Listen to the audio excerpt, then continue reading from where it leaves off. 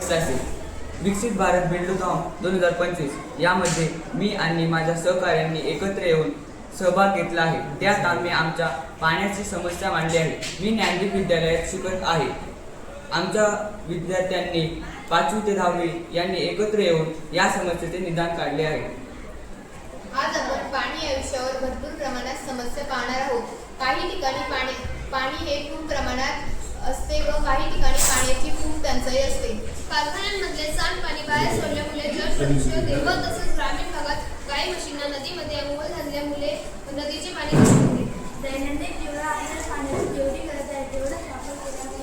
आपण पिण्याचं उरलेलं पाणी फेकून न देता ते झाडांना घातले पाहिजे.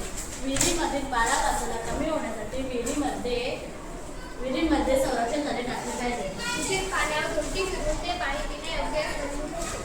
हे दूषित पाणी जलशुद्धीकरण केंद्रात नेऊन त्यावर प्रक्रिया केली पाहिजे, जेणेकरून आपण त्याचा पुनर्वापर करू शकतो.